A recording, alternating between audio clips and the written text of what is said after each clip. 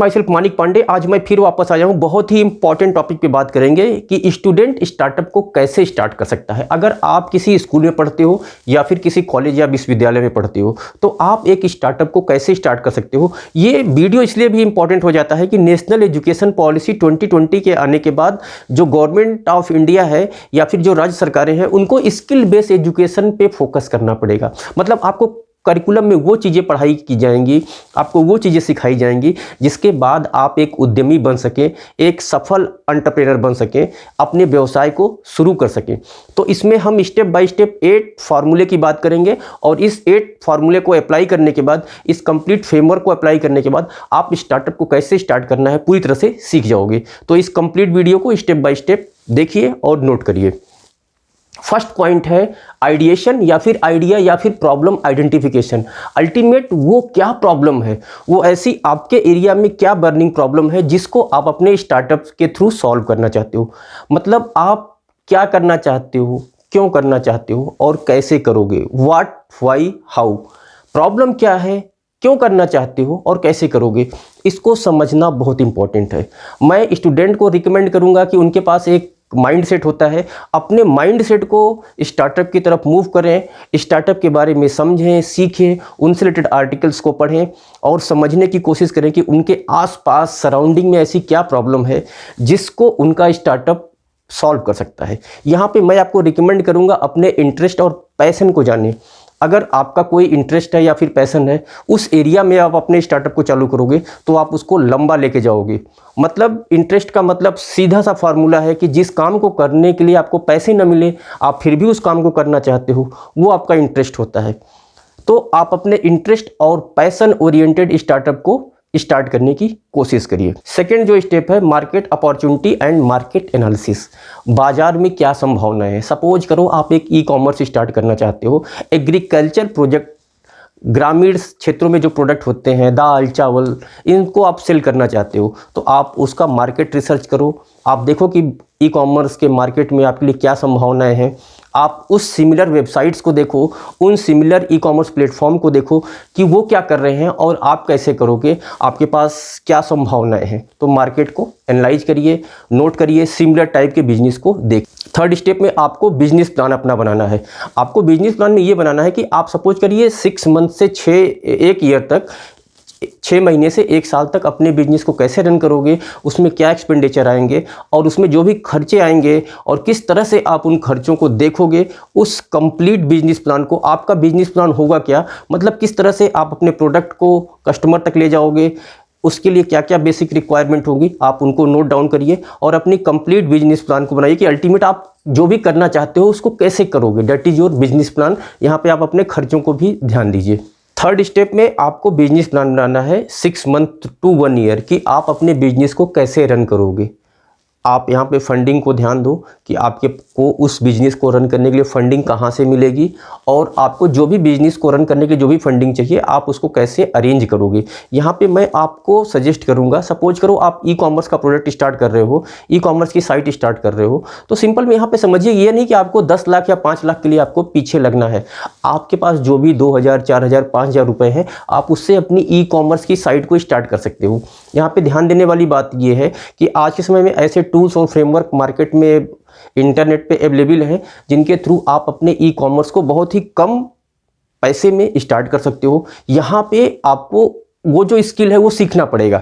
उस स्किल के लिए आपको किसी को हायर नहीं करना है, उस स्किल को आप सीखिए या फिर ऐसे लोग आपकी टीम में हो जो आपके साथ एसोसिएटेड हो और उस स्किल को जानते हो। आप भी टाइम देके उन स्किल को आसानी से सीख सकते हो। तो आप अपने 1 साल तक बिजनेस को रन करने का अपना बिजनेस प्रपोजल बनाइए कि 1 साल तक आप बिजनेस को कैसे रन करो। फोर्थ पॉइंट में रिसोर्स रिक्वायर्ड कि आपके ई कॉमर्स को रन करने के लिए क्या क्या रिसोर्स चाहिए। आपको ऑफिस की ज़रूरत नहीं है, आप अपने घर से या फिर कोई भी छोटा सा एरिया है जहां से आप अपने बिजनेस को रन कर सकते हो। अगर हम ई कॉमर्स की बात करें तो आपको लैपटॉप हो सकता है एक चाहिए, या फिर एक मेज, चेयर, या फिर एक छोटा सा एरिया चाहिए जहां पे आप बैठ के अपने ई कॉमर्स साइट को स्टार्ट कर सकते हो। सेकेंड थिंग, आपको अपने साथ सिमिलर आइडियाज़ के लोगों को, अपने फ्रेंड्स को या फिर किसी को जो कि आपके बिजनेस में टाइम दे सके, ह्यूमन कैपिटल को या फिर ह्यूमन मैन पावर को एसोसिएट करना है, जिससे कि 2-3 लोग रहेंगे तो आपका स्टार्टअप अच्छे से स्टार्ट हो सकता है और उस पर जो भी आपको प्रोग्रामिंग करनी है या फिर वेबसाइट्स बनाना है या फिर जो भी आप अपने आइडियाज़ को एग्जीक्यूट करना चाहते हो अच्छे तरीके से कर। 5th स्टेप में लीगल रिक्वायरमेंट। देखिए लीगल रिक्वायरमेंट क्या है कि जब हम कोई बिजनेस करते हैं तो उसके लिए हमें कुछ लीगल एंटिटीज़ की रिक्वायरमेंट होती है। सपोज करिए आप एक बिल्कुल छोटे लेवल पे हो, जैसे कोई एक शॉपकीपर है या दुकानदार है, तो वो सोल प्रोप्राइटरशिप पे काम करता है। 2-3 लोग हैं तो आप पार्टनरशिप फर्म पे काम करते हो, जैसे सपोज करो कोई लीगल पार्टनरशिप फर्म हो सकता है, या फिर आप कोई डॉक्टर्स हैं या फिर कोई आर्किटेक्ट हैं तो आप पार्टनरशिप फर्म फॉर्म कर सकते हो। इसके साथ 1 पर्सन कंपनी भी बनती है, लिमिटेड लायबिलिटी पार्टनरशिप भी बनती है, प्राइवेट लिमिटेड बनती है। तो मैं स्टूडेंट को सजेस्ट करूंगा कि स्टार्टिंग लेवल पे, इनिशियल लेवल पे वो सोल प्रोप्राइटरशिप से काम करें। सिंपल में अपनी एक जीएसटी को रजिस्ट्रेशन करा के अपने वर्क को स्टार्ट कर सकते हैं। जब उनका बिजनेस बड़ा होगा, स्केलअप होगा, तब वो प्राइवेट लिमिटेड कर लेंगे। हालांकि प्राइवेट लिमिटेड होने से आपको फंड रेजिंग या फिर बैंक से लोन, इन चीज़ों में बहुत आसानी होती है, क्योंकि सरकार की नज़र में या इन्वेस्टर की नज़र में प्राइवेट लिमिटेड एक बहुत ही अच्छी लीगल एंटिटी मानी जाती है। अब आप लीगल रजिस्ट्रेशन आपका हो गया, सोल प्रोप्राइटरशिप हो गया, तो आपको कुछ कंप्लायंस हैं उनको फिल करने होंगे। सपोज करो आपने जीएसटी का रजिस्ट्रेशन लिया है तो आपको जीएसटी को फाइल करना होगा, अपना आईटीआर फाइल करना होगा, या फिर आपने ओपीसी 1 पर्सन कंपनी या प्राइवेट लिमिटेड बनाए हैं तो गवर्नमेंट के उनके कुछ कंप्लायंस होते हैं, एनुअल कंप्लायंस होते हैं, जिनको आपको फिल करने होते हैं, जिनके लिए आपको किसी पर्टिकुलर फाइनेंस एक्सपर्ट को या फिर सीए को हायर करना होता है। वो आपके कंप्लायंस को फाइल करते हैं। स्टूडेंट इनिशियल लेवल पे सिंपल में सोल प्रोप्राइटरशिप से अपना काम चालू कर सकते हैं। हमारा एक वीडियो भी है ई कॉमर्स पे, तो आप उसको देख सकते हैं। उसमें हमने डिटेल में private limited, 1 person company, LLP, private partnership, इसके बारे में डिटेल में बताया हुआ है। 6th स्टेप में हम बात करेंगे मार्केटिंग, ब्रांडिंग एंड प्रमोशन की। आपने अपनी ई कॉमर्स की साइट को लॉन्च कर दिया, अब उसको हमें अवेयर करना है पब्लिक को या फिर ऑडियंस में या किसी स्पेसिफिक जियोग्राफिकल एरिया में। आपको लोगों को बताना है कि ये हमारी पर्टिकुलर वेबसाइट है जो एग्रीकल्चर के प्रोडक्ट को सेल आउट करती है, ऑनलाइन करती है। तो आपको इसको समझना होगा, आप इसको किस तरह से मार्केट करोगे, किस तरह से एडवर्टाइज करोगे। इसके बहुत सारे मेथड्स हैं, मीडियम्स हैं। इस पर हम डिटेल में जितने भी टॉपिक्स हम लोग डिस्कस कर रहे हैं, इस पर हम लोग डिटेल में वीडियो बनाएंगे और आपको प्रॉपर इंफॉर्मेशन प्रोवाइड करेंगे किस तरह से आप अपनी मार्केटिंग, ब्रांडिंग या प्रमोशंस को कर सकते हैं। 7th स्टेप में जब आपने अपनी ई कॉमर्स को लॉन्च कर दिया तो ई कॉमर्स को लॉन्च करने में आपकी कुछ पॉलिसीज होनी चाहिए कि सपोज करो कोई कस्टमर आपकी साइट से ऑर्डर कर रहा है, फिर कोई कस्टमर रिटर्न कर रहा है, फिर आपने किसी एग्रीगेटर से, मतलब कोई लॉजिस्टिक से जिससे आपने टाई अप किया हुआ है, आपके प्रोडक्ट को कस्टमर तक ले जा रहा है या फिर उससे पैसे लेके आपको वापस कर रहा है। तो इन सारी चीज़ों पे जैसे जैसे आपके पास कस्टमर आते जाएंगे, आप अपनी पॉलिसीज़ को बनाते जाएंगे। आपको काम करते हुए सीखना है। आपके पास ये नहीं कि आपको कोई एक्सपर्ट को हायर कर लेना है। आप स्टार्टिंग फेज में धीरे धीरे काम करोगे, आपके पास कस्टमर 5 ऑर्डर देगा, 2 ऑर्डर देगा, 3 ऑर्डर देगा, आप उसको डिलीवर करोगे और उसके साथ होते होते एक्सपीरियंस में जो भी आप सीख रहे हो उसको सीखते चलते जाओगे। उसको अपने बिजनेस में, अपने ऑर्गेनाइजेशन में अप्लाई करते चले जाना है और उसके अकॉर्डिंग आपकी पॉलिसी बनती चली जाएगी। लास्ट स्टेप में फीडबैक। आपको अपनी सर्विसेज का, अल्टीमेट आपका स्टार्टअप तभी ग्रो करेगा जब आप किसी कस्टमर को वैल्यू दोगे।